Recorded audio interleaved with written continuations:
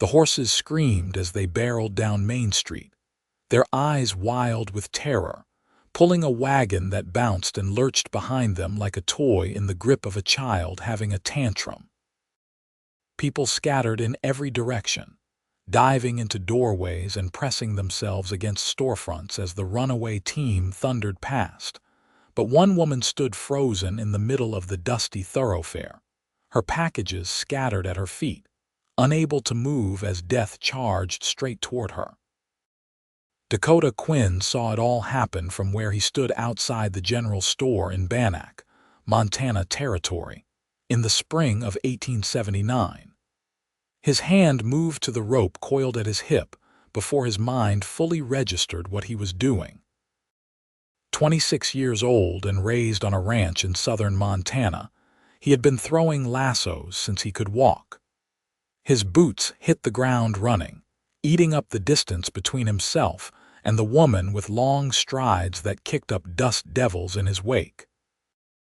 The horses were maybe 30 yards away when he reached her, 20 yards when his arm went around her waist, 10 yards when he lifted her clean off her feet and dove sideways, rolling them both toward the wooden sidewalk as the wagon roared past, close enough that he felt the wind of its passing against his face and heard the crack of a loose board snapping like a gunshot.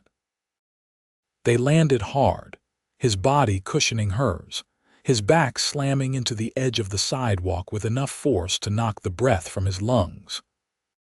For a moment, the world was nothing but dust, and the thunder of hooves fading into the distance and the rapid beating of two hearts pressed close together. Dakota looked down at the woman in his arms. Her bonnet had come loose, revealing dark auburn hair that had escaped its pins to frame a face that would have stopped him in his tracks under any circumstances. Her eyes were the color of honey in sunlight, wide with shock, and her chest rose and fell rapidly against his. She was perhaps 22 or 23, wearing a simple blue dress that was now covered in Montana dirt. "Are you hurt?" His voice came out rougher than he intended, partly from the impact and partly from something else entirely as those golden eyes met his. "I think I am all right." Her voice trembled slightly, but there was strength underneath it. She blinked, seeming to fully register her situation for the first time. "You saved my life. Just doing what needed doing, miss." He carefully helped her sit up, acutely aware that a crowd was beginning to gather around them. "Can you stand?" She nodded, and he rose first, offering his hand. When she placed her palm against his, he felt something like lightning run up his arm. He pulled her to her feet, steadying her when she swayed slightly. "Thank you," she said, looking up at him with those remarkable eyes. "I truly mean that.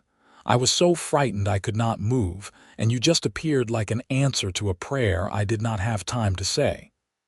"Dakota Quinn, miss." He touched the brim of his hat, suddenly aware of how dusty and disheveled they both were. "Are you certain you are not injured?" "That was quite a tumble." "Penelope Zimmerman," she replied, brushing ineffectually at her skirts. "And I am quite certain the only thing bruised is my dignity. I should have moved, but I simply froze like a fool. Fear does that to people, nothing foolish about it." He glanced down the street where several men had finally managed to corner the runaway horses. "Those are the Miller brothers' horses. Young fools probably did not tie them proper. Could have killed someone." "Could have killed me," Penelope said softly. She looked at him then with an expression he could not quite read. "You could have been killed too, running toward them like that." Dakota shrugged, uncomfortable with the attention.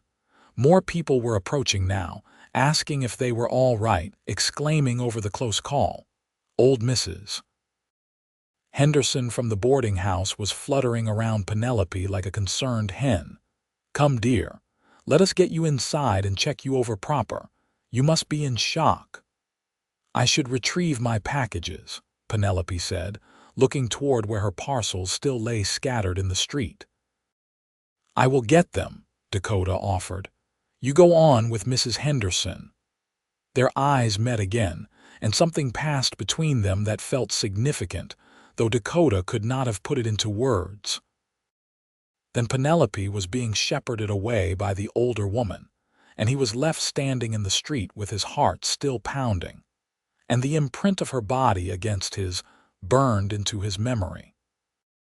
He gathered her packages carefully, noting the fabric and thread, a small bag of sugar, and what felt like a book wrapped in brown paper.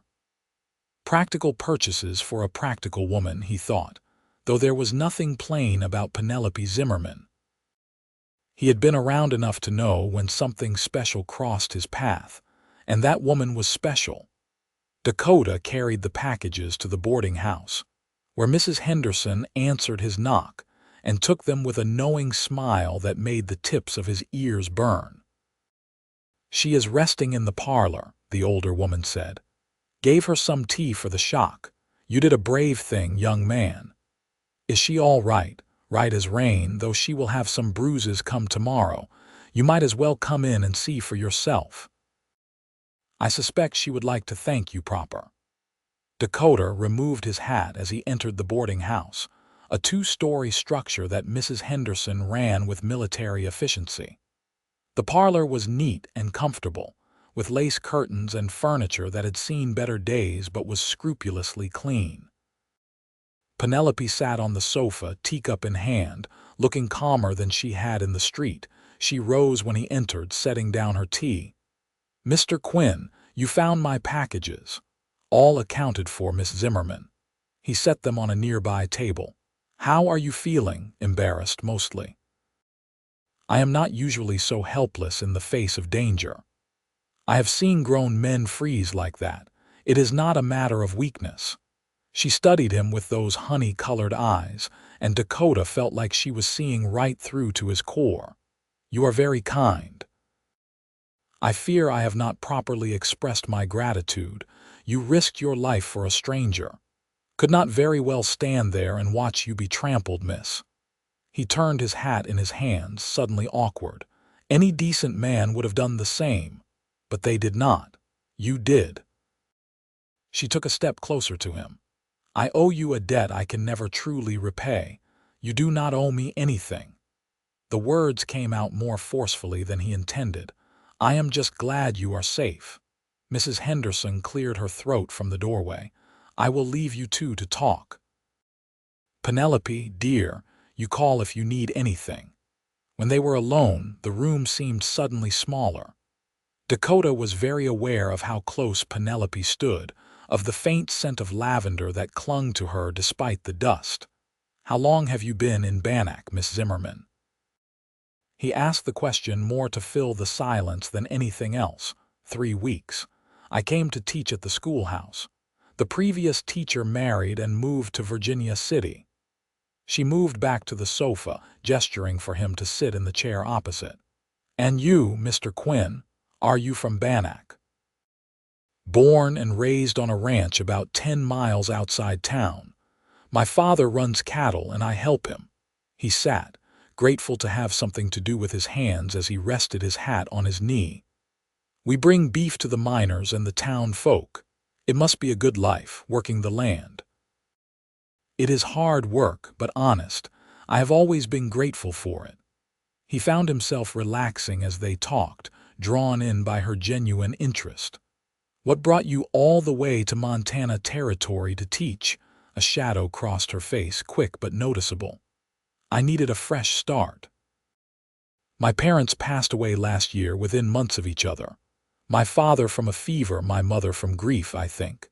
I had no other family in Missouri, and when I saw the advertisement for a teacher in Bannack, it seemed like a sign. I am sorry for your loss." The words felt inadequate, but they were sincere. "That must have been terrible." "It was, but I am trying to build a new life here. The children are wonderful and the town has been welcoming." She smiled slightly.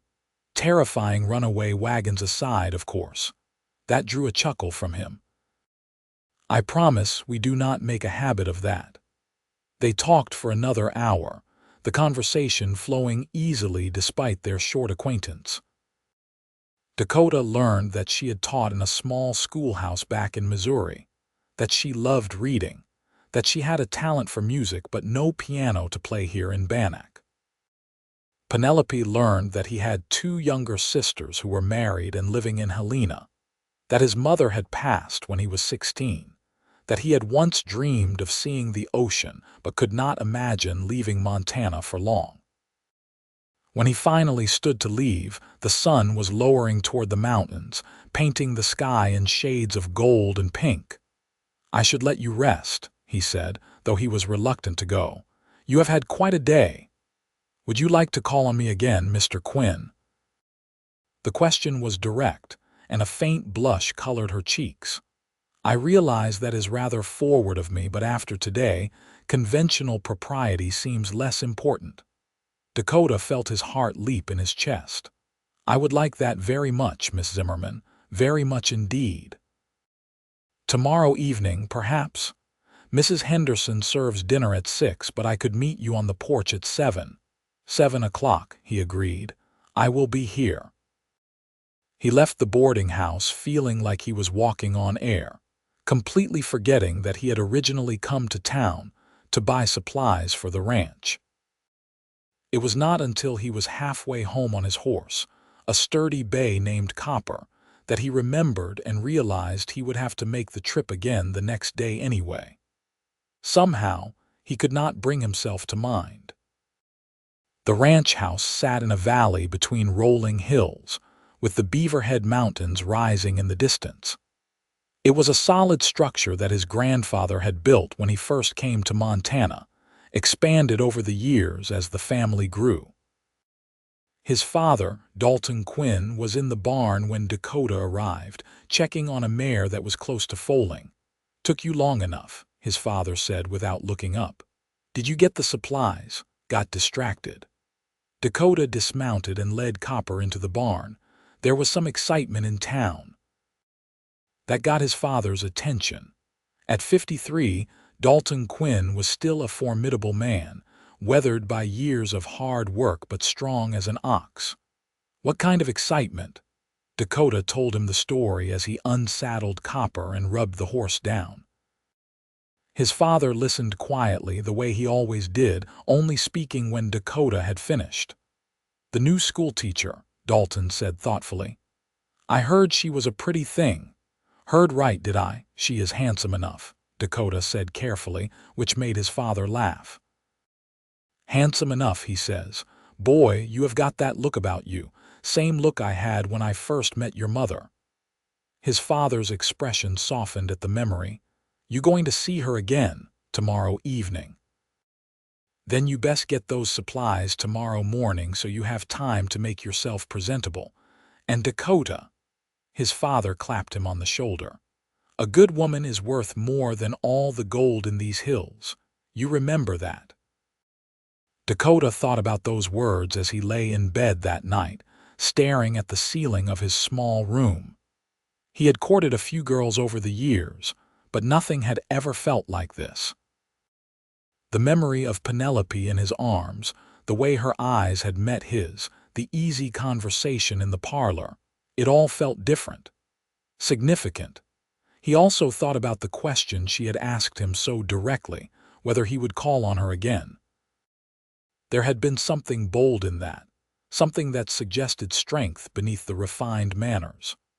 A woman who could ask for what she wanted was rare, and he found himself drawn to that quality.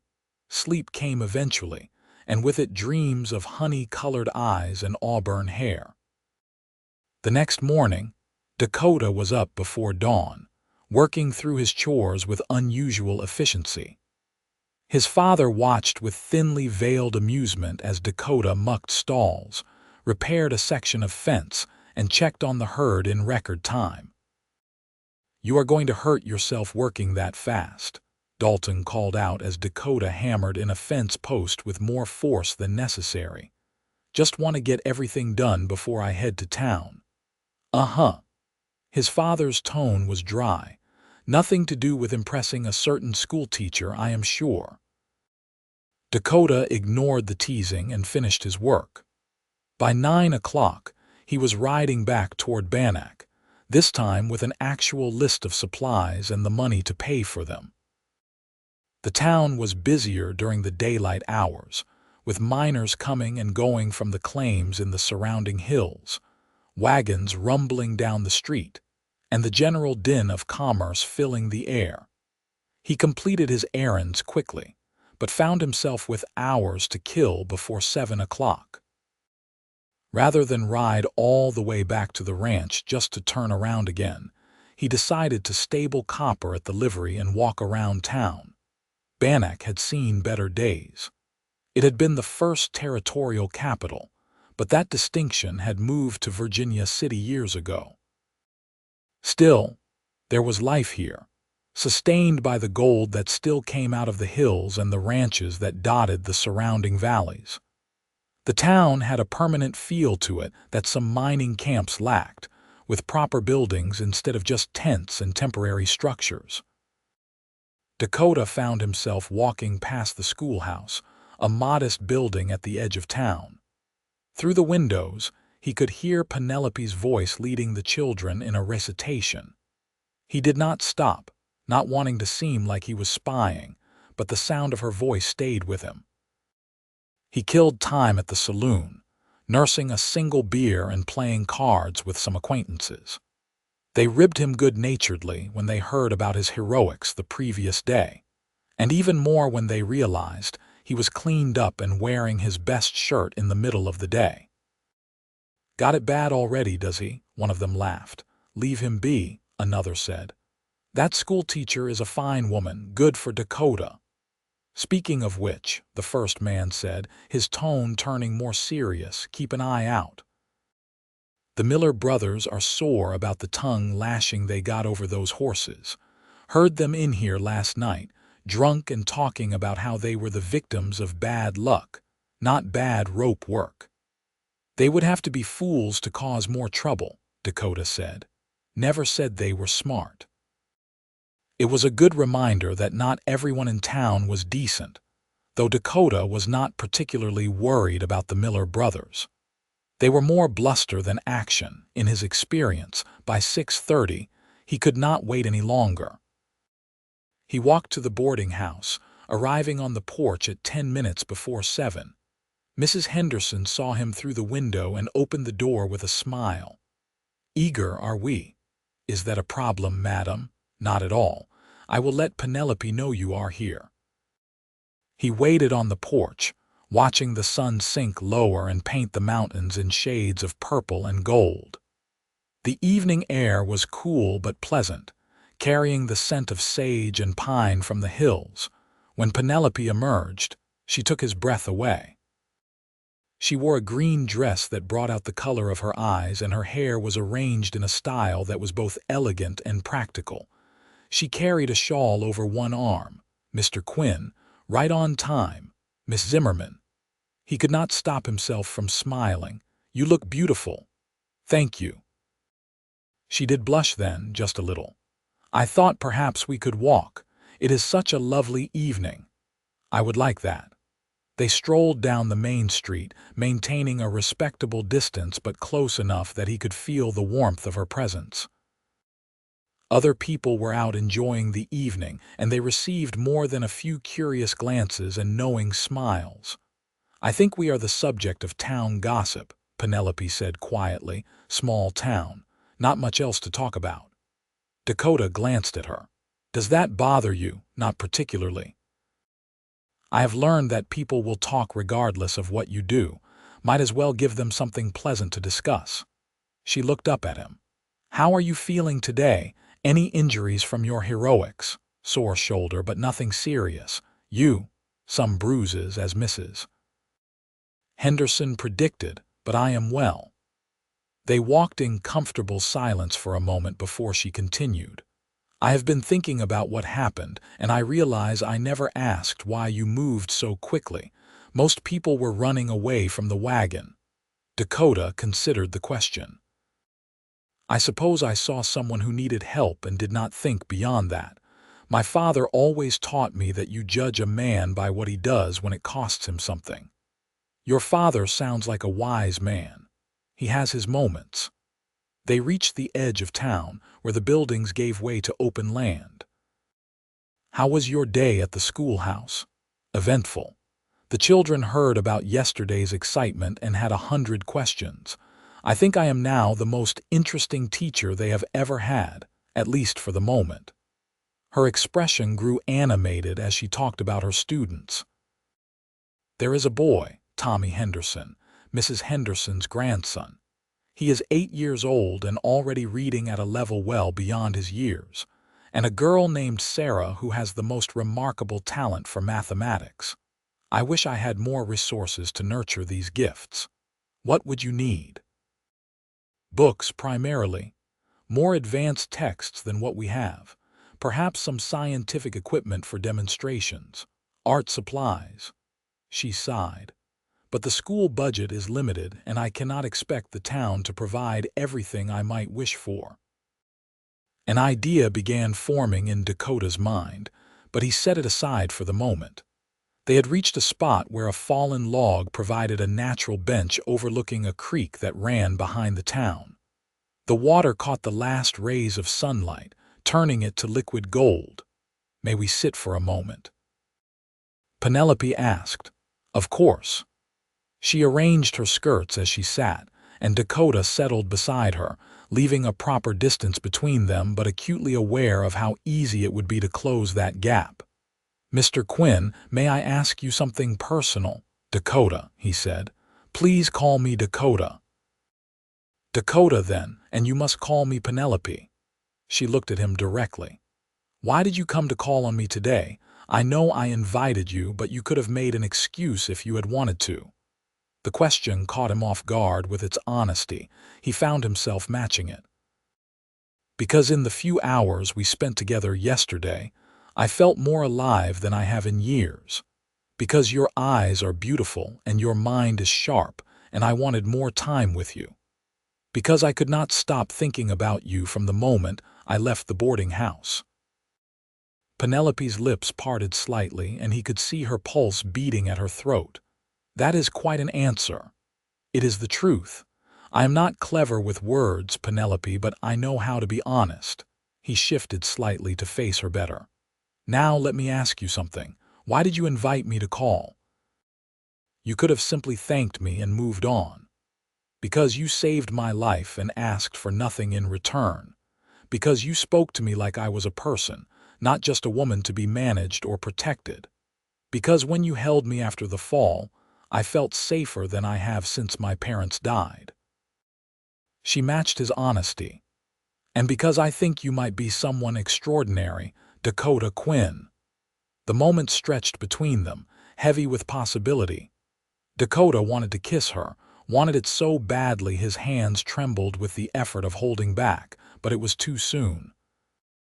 Instead, he reached out and took her hand, threading his fingers through hers.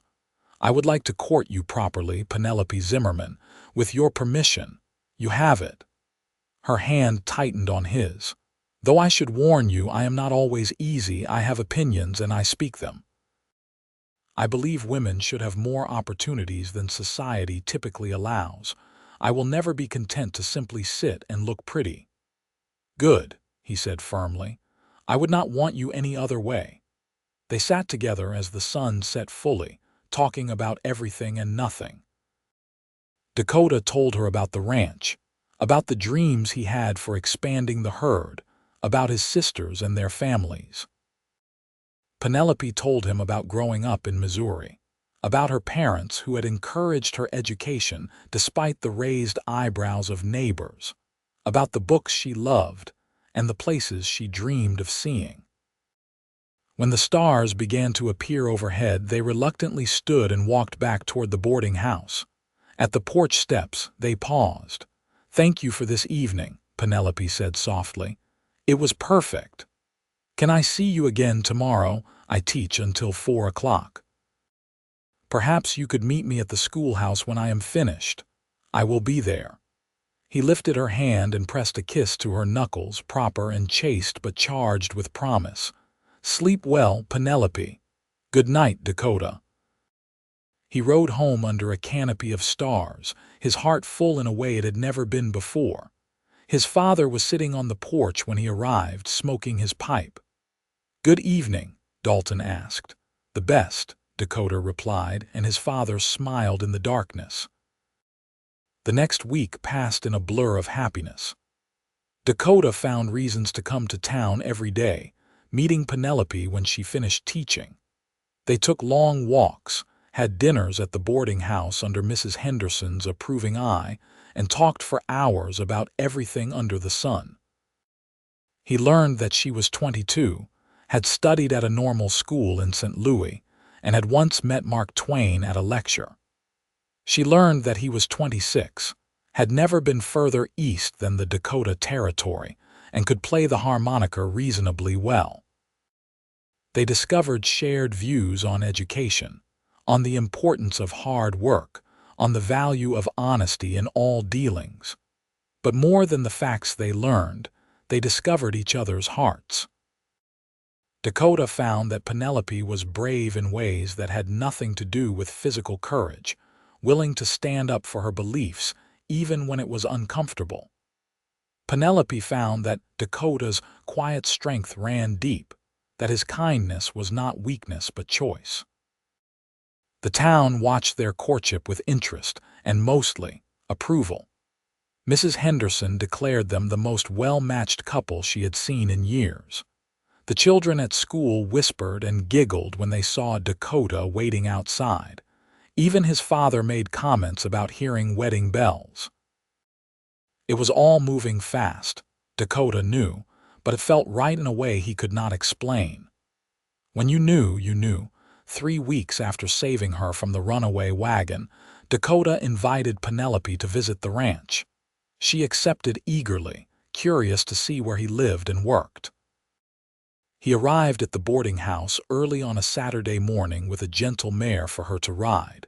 The journey to the ranch took about an hour at an easy pace. Dakota pointed out landmarks along the way, showing her the boundaries of their land and telling her stories about growing up in this valley. "It is beautiful," Penelope said as they crested a rise and the ranch came into view. "The mountains, the open space, everything. It feels like freedom." "It is home," Dakota said simply. His father met them in the yard, wiping his hands on his work pants. Dakota made the introductions, and Dalton greeted Penelope with a warmth that made it clear he already approved. "Welcome to the Quinn Ranch, Miss Zimmerman. My son has talked about you quite a bit. All good things, I hope. He is clearly besotted, so yes, all good things." Dalton's eyes twinkled. "Come inside. I may not be as refined a host as Mrs. Henderson, but I can offer coffee and biscuits." The ranch house was comfortable if not fancy, with a lived-in quality that Penelope seemed to appreciate. They sat around the kitchen table, and she asked intelligent questions about the operation of the ranch, the challenges of raising cattle, the markets they sold to. Dakota watched her interact with his father and felt something settle in his chest. She fit here, in this place that meant everything to him. She did not put on airs or try to be something she was not. She was simply herself, genuine and interested and kind. After coffee, he took her on a tour of the property.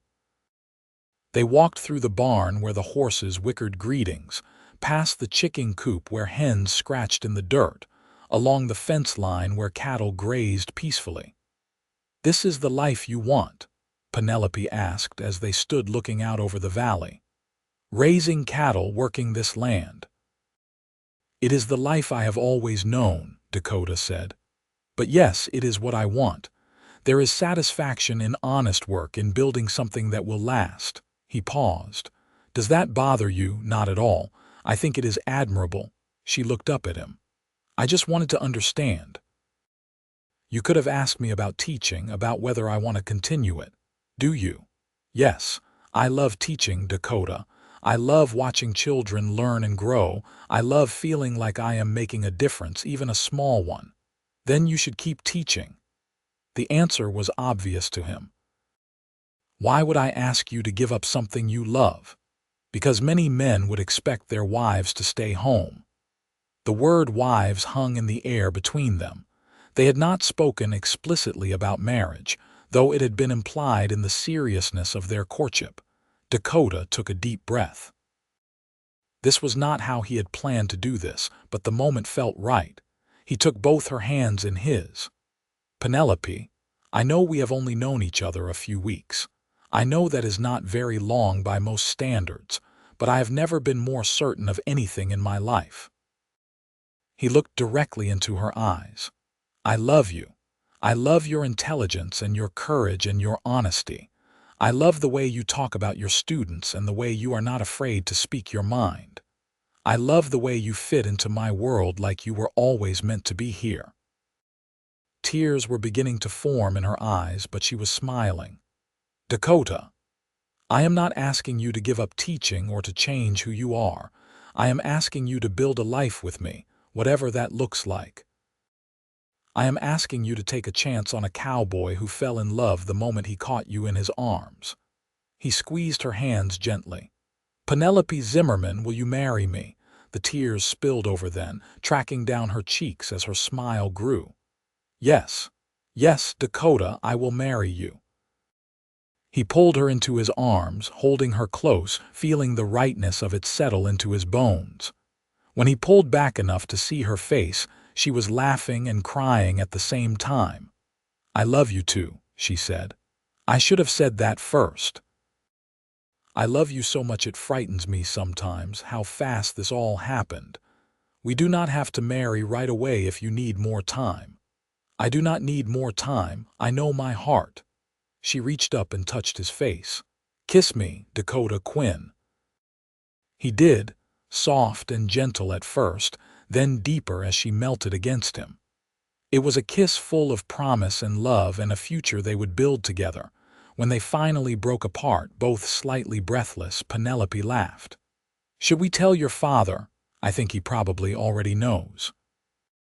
They walked back to the house hand in hand to find Dalton waiting on the porch with a knowing expression. I take it congratulations are in order. You take it correctly, Dakota said, unable to stop grinning. She said yes. Of course she did. No woman with any sense would say no to you, son. Dalton came down the steps and embraced Penelope. Welcome to the family, daughter. I have a feeling you are exactly what this family needs.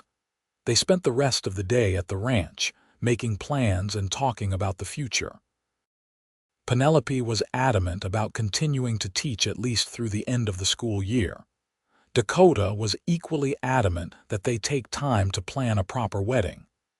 Nothing too fancy, Penelope said, but I would like a real ceremony with our friends there. And I need to write to my aunt in Missouri. She is my only living relative, and I would want her to know, even if she cannot make the journey. We will do whatever you want, Dakota promised. They decided on a date 8 weeks away, in late June when school would be finished for the summer. It would give them time to prepare and for Penelope to finish the school year without distraction. Mrs. Henderson was overjoyed when they told her that evening and immediately began planning. We will have the ceremony at the church and a reception at the boarding house, she declared. I will make the cake myself. Oh, this is wonderful news. The next weeks were a flurry of activity. Penelope continued teaching while also preparing for the wedding. Dakota worked the ranch but spent every spare moment in town, helping where he could and stealing private moments with his fiancée. He also made good on the idea that had occurred to him weeks earlier.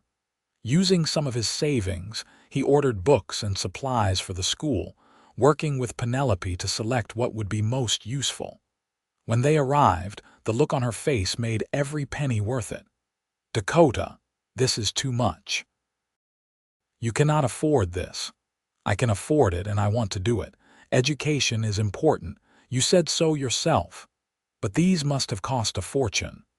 Not a fortune. And besides, I am investing in the future. Those children you teach might grow up to be doctors or lawyers or teachers themselves. That is worth something. She kissed him right there in the schoolhouse, not caring who might see through the windows. As the wedding date approached, Dakota found himself marveling at how his life had changed in such a short time. 2 months ago, he had been content but not truly happy, following the same routines without much thought for the future. Now he was planning a life with a woman who made him want to be better, to do more, to build something lasting. There were challenges, of course. Some people in town thought they were rushing things, marrying so quickly after meeting. The Miller brothers made some snide comments about gold diggers and stupid cowboys, though they never said it where Dakota could hear them directly, and there were practical concerns. Where would they live? The ranch house had room, but would Penelope be comfortable there with his father? How would they balance her teaching with the demands of ranch life? But every time doubt crept in, Dakota would see Penelope and know it would work out. They loved each other, and they were both committed to making it work. That was enough. The day before the wedding, Dakota's sisters arrived from Helena with their families. Margaret, the oldest at 24, was married to a banker and had 2 small children. Dorothy, 22, had married a rancher and was expecting her first child. They descended on Bannack like a whirlwind, eager to meet Penelope and help with last-minute preparations. Dakota watched nervously as his sisters interrogated his fiancée, but Penelope held her own, matching their energy and winning them over completely within an hour. "She is perfect for you," Margaret told him that evening. "Honestly, Dakota, I did not think you would ever find someone. You are too comfortable on the ranch." "Well, I found her, or rather I almost ran her over with a wagon." "The story gets more dramatic every time you tell it," Dorothy teased. "Next you will say you dove off a cliff to save her. Just be happy for me. We really are." The wedding day dawned clear and beautiful, the kind of perfect June day that Montana was famous for. Dakota stood at the front of the small church, his father beside him, and watched the door for Penelope to appear. When she did, on Mrs. Henderson's arm, since she had no father to walk her down the aisle, his breath caught. She wore a simple white dress that she had sewn herself, with lace at the collar and cuffs. Her hair was arranged with wildflowers woven through it. She looked beautiful and happy and entirely perfect. The ceremony was short and sweet, with the circuit preacher saying the traditional words while half the town crowded into the church to witness it. When it came time for the vows, Dakota spoke as clearly and firmly, meaning every word. "I, Dakota Quinn, take you, Penelope Zimmerman, to be my lawfully wedded wife. I promise to love you, honor you, and cherish you all the days of my life. I promise to support your dreams and be your partner in all things. I promise to make you laugh, to hold you when you cry, and to build a life with you that we can both be proud of." Penelope's eyes were bright with tears as she spoke her own vows. "I, Penelope Zimmerman, take you, Dakota Quinn, to be my lawfully wedded husband. I promise to love you with all my heart, to stand by your side through whatever comes, and to build a home with you filled with love and laughter. I promise to be your partner, your friend, and your love for as long as we both shall live. By the power vested in me, I pronounce you husband and wife," the preacher declared. "You may kiss your bride." Dakota did, cupping Penelope's face gently and kissing her thoroughly enough to make his sisters laugh and the old ladies in the congregation tusk good-naturedly. The reception at the boarding house was a joyful affair. Mrs. Henderson had outdone herself with the food, and someone had brought a fiddle, so there was music and dancing. Dakota held his wife, close as they danced, feeling like the luckiest man alive. "Happy," he murmured against her ear. "Happier than I ever imagined possible," Penelope replied. "Thank you, Dakota." "For what?" "For saving me, for loving me, for giving me a new life when I thought I had lost everything." "You saved me right back," he said seriously. "I did not even know I was lonely until you came along." They stayed at the reception until late in the evening, celebrating with their friends and family. When they finally left, it was to head to the ranch, where Dakota carried Penelope over the threshold of the house that was now theirs. His father had tactfully decided to spend the night in town, giving them privacy. The house was quiet and peaceful as Dakota set Penelope on her feet in the main room. "Welcome home, Mrs. Quinn." "Mrs. Quinn," she repeated, testing the name. "I like the sound of that." Their wedding night was everything it should be, tender and passionate and full of discovery. Afterward, they lay tangled together in Dakota's bed, now their bed, talking quietly about the future. "Are you nervous about teaching being finished for the summer?" Dakota asked, stroking her hair. "A little. I will miss the children, but I am also excited to have time to settle into life here to learn the ranch." She propped herself up on one elbow to look at him. "I want to be a true partner to you, Dakota.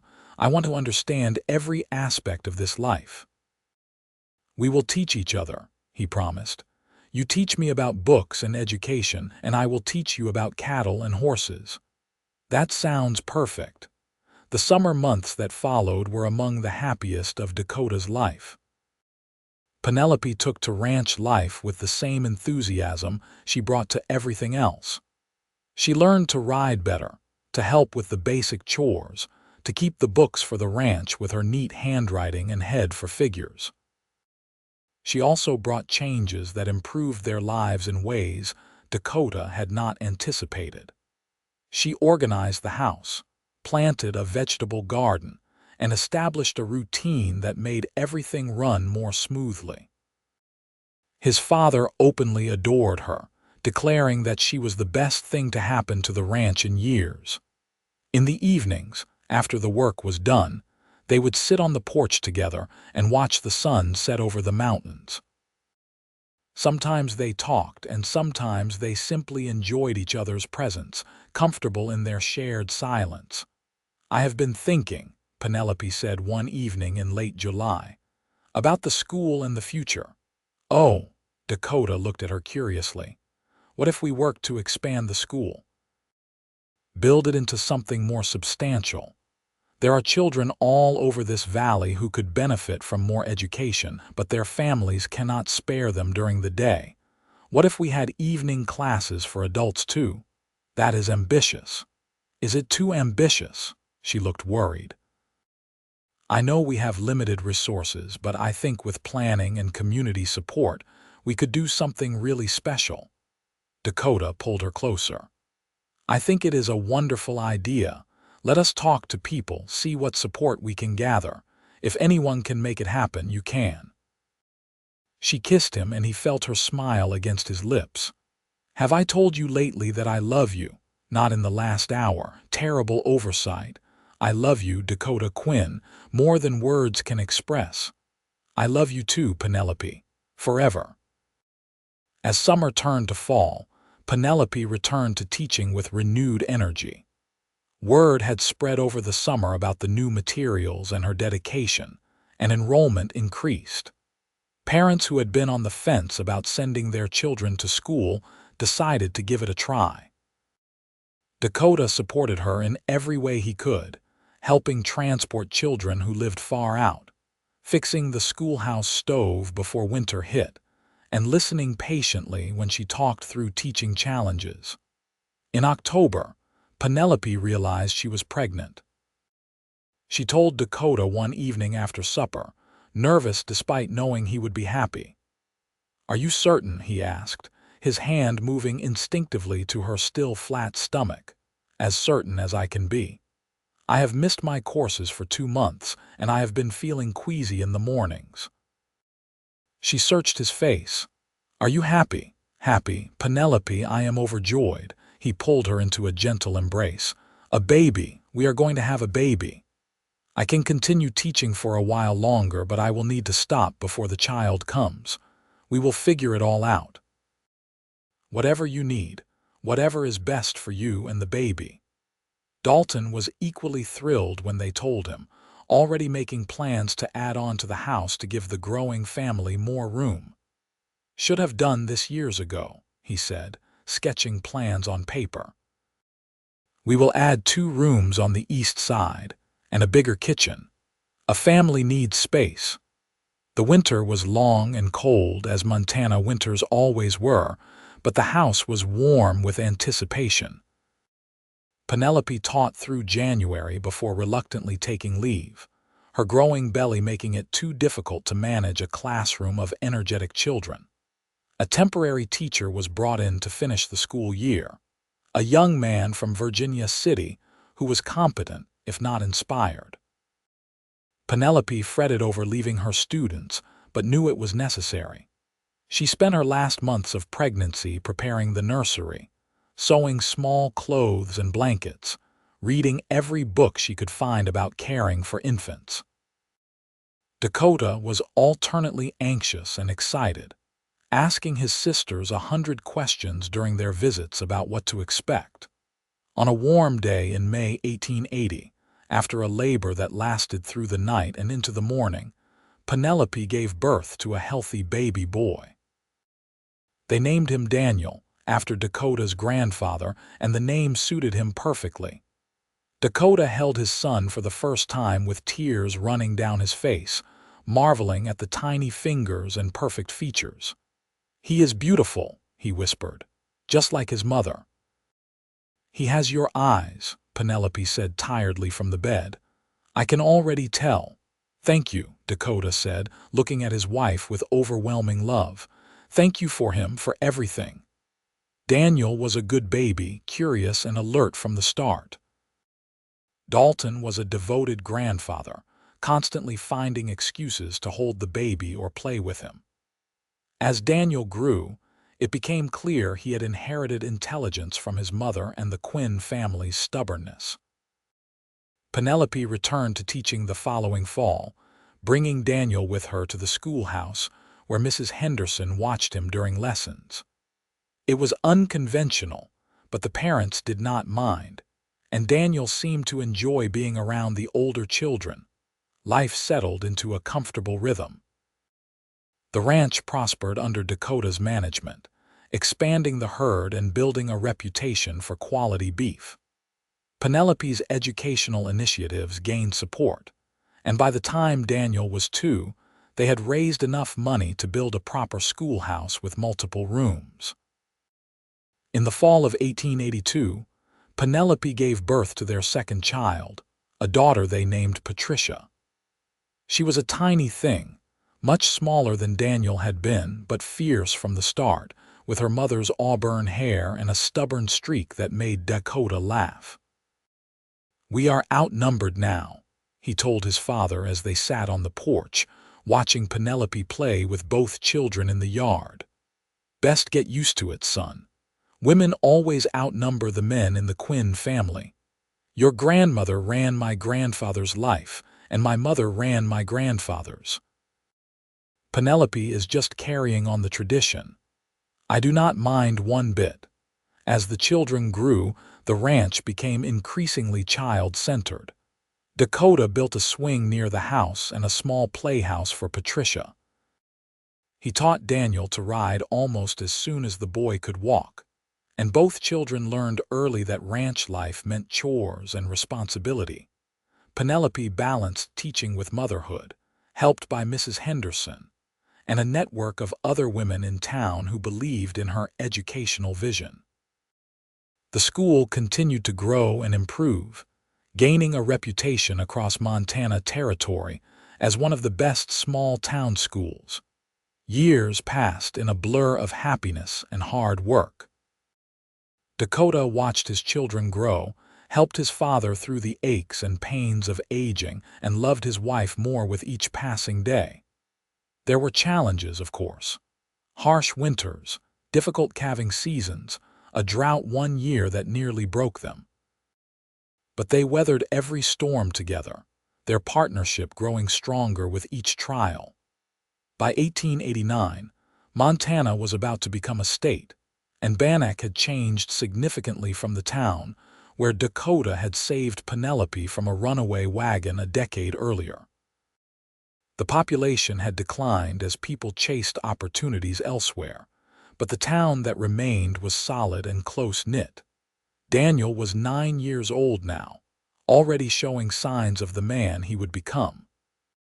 He loved the ranch but also showed his mother's intellectual curiosity, reading everything he could get his hands on. Patricia, at 7, was fearless and wild, driving her parents crazy with her antics but filling their lives with joy. Dalton was 70 years old and finally starting to slow down, though he would never admit it. He spent more time sitting on the porch with a pipe than working, telling stories to his grandchildren about the old days.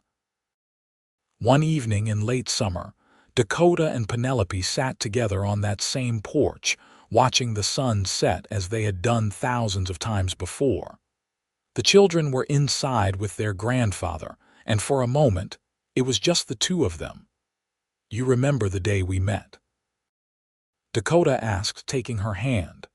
"Every detail," Penelope replied. "I was so frightened and then you were there and everything changed. Best day of my life, even if it scared years off me." He kissed her knuckles. "I knew right then, the moment I looked into your eyes." "Knew what?" "That you were mine and I was yours, that we were meant to be." "I knew too," she admitted. "It was terrifying and wonderful all at once. Any regrets? Not a single one. You have given me everything I could have wanted, Dakota. A home, a family, a life full of love and purpose." She leaned her head on his shoulder. "What about you? My only regret is that I did not ask you to marry me sooner." He wrapped his arm around her.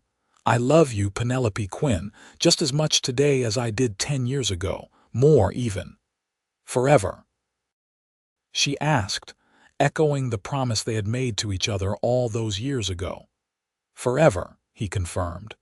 "You, me, our family. This is what I saved you for, not from a wagon, but for this life we have built together." They sat in comfortable silence as the stars began to appear, both lost in thoughts of the past and dreams of the future.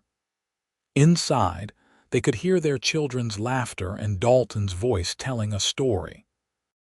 The ranch stretched out around them, solid and enduring, a legacy they would pass on to the next generation. In the distance, cattle lowed softly, and a hawk cried as it circled overhead. The mountains stood eternal against the darkening sky, and the air was sweet with the scent of sage and grass. This was home. This was love. This was the life that had started with a moment of terror and a split-second decision to run toward danger instead of away from it. Dakota thought about the man he had been before Penelope, content but not complete, and marveled at how much could change in a heartbeat. How a single moment of courage, a single choice to act instead of standing frozen, had led to this beautiful, complicated, perfect life. "What are you thinking about?" Penelope asked softly. "About how I almost did not go into town that day. I had plenty of work at the ranch. I could have waited another day for those supplies." He shook his head at the thought. "I would have missed you completely. But you did not. You were there exactly when I needed you. We were there when we needed each other," he corrected. "I needed you just as much as you needed me." Patricia burst out onto the porch then, breaking their moment of reflection. "Papa, Mama, Grandfather says you two met when you were running away from bandits and Mama fell off a cliff and Papa caught her with his lasso." "That is not true, is it?" Dakota laughed. "Not exactly. Want to hear the real story?" "Yes." Patricia climbed into his lap, and Daniel appeared in the doorway, also interested. So Dakota told them once again the story of how their mother had been in danger and how he had run toward her instead of away. He told them about the runaway wagon and the dive to safety and the moment their eyes had met afterward. "And then what happened?" Patricia demanded, even though she had heard this story many times before. "Then I asked her to spend forever with me, and she said yes." "And you lived happily ever after?" Daniel asked, with the skepticism of a 9-year-old. "We are living happily right now," Penelope said, pulling both children close. "Every day with your father is part of our happily ever after." Later that night, after the children were in bed and Dalton had retired to his room, Dakota and Penelope prepared for bed. It was a routine they had performed thousands of times, comfortable and familiar, yet still intimate. "I have been thinking about expanding the school again," Penelope said as she brushed her hair. "We have more families moving into the valley and we are already cramped. What would you need?" "Another teacher, for one thing, and more space. We could add on to the current building or perhaps build entirely new. Let us draw up plans. We can present them at the next town meeting, see what support there is." She turned to look at him. "You always support my dreams." "They are our dreams," he corrected. "Yours, mine, our families. I am as invested in that school as you are. Because of the children, because of you, because watching you teach and lead and inspire makes me love you even more." He pulled her into his arms. "And because you were right from the start. Education is the future and we need to invest in it. I love you so much. I love you too. Now come to bed. Morning comes early." They lay together in the darkness, Penelope's head on Dakota's chest, listening to the sounds of the house settling and the night outside. This was their kingdom, built on love and hard work and unwavering commitment to each other. "Dakota," Penelope said softly, just as he was drifting off to sleep. Thank you for saving me." He smiled in the darkness, his arm tightening around her. "Thank you for being worth saving." The years continued to roll by, each one bringing its own joys and challenges. They added to the school as planned, hiring a second teacher and later a third as the population grew. Daniel showed an aptitude for both ranching and learning, splitting his time between helping his father and devouring every book his mother could find. Patricia grew into a strong young woman who could outride half the men in the valley and was not afraid to speak her mind. In 1895, Dalton passed away peacefully in his sleep at the age of 76.